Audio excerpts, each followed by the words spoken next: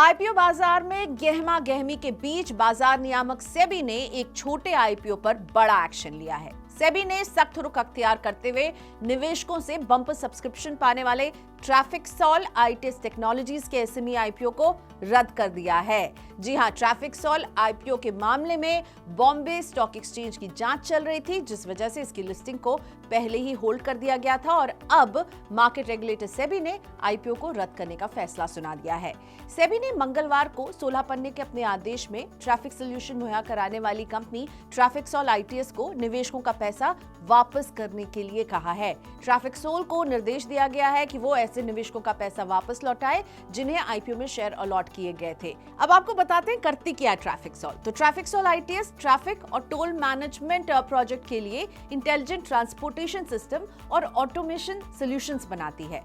Market regulator ने Bombay stock exchange को बैंकरों के साथ तालमेल बैठाकर रिफंड की प्रक्रिया की निगरानी करने के लिए निर्देश दिया है। साथ ही में रिफंड की प्रक्रिया पूरा करने के लिए 1 हफ्ते का समय भी दिया गया है। आदेश के अनुसार निवेशकों की रकम वापस होने की प्रक्रिया पूरे होने के बाद शेयर लौटाने की प्रक्रिया शुरू होगी और ये काम डिपॉजिटरीज के जिम्मे सौंपा गया है।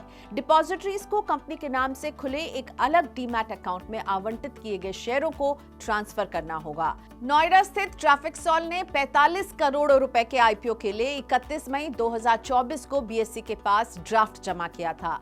ट्रैफिक्सॉल आईपीओ सब्सक्रिप्शन के लिए 10 से 12 सितंबर के बीच खुला था और आईपीओ के लिए 66 से 70 रुपए का प्राइस बैंड तय किया गया था। इस आईपीओ को निवेशकों से शानदार रिस्पांस मिला था। पब्लिक इश्यू को 345 गुना से ज्यादा सब्सक्रिप्शन मिली थी और ट्रैफिक्सॉल का शेयर 17 सितंबर को लिस्ट होने वाला था। उस समय 16 सितंबर को ट्रैफिक्सॉल का जीएमपी यानी ग्रे मार्केट प्रीमियम 95 रुपए पर चल रहा था, जो अपर प्राइस बैंड से 135% प्रीमियम पर लिस्टिंग के संकेत दे रहा था। लिस्टिंग से ठीक पहले बॉम्बे स्टॉक एक्सचेंज और सेबी को कंपनी के खिलाफ शिकायतें मिली थी।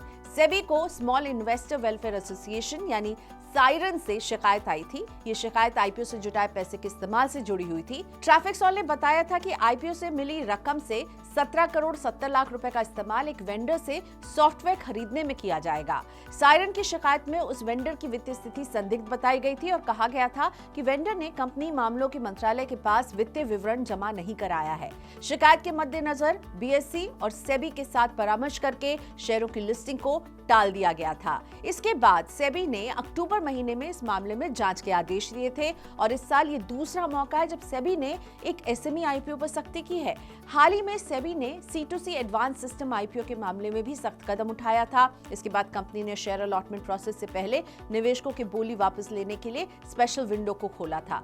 इस दौरान निवेशकों ने 3,72,000 एप्लीकेशन वापस लिए थे। हालांकि 3 दिसंबर को C2C एडवांस सिस्टम के शेयरों की लिस्टिंग धमाकेदार रही। शेयर 90% प्रीमियम पर लिस्ट भी हुआ है। चलिए, C2C का तो बेड़ा पार हो गया, लेकिन ट्रैफिक्सॉल के लिए उतनी अच्छी खबर नहीं आई है। उसे अब निवेशकों को पैसा लौटाना पड़ेगा।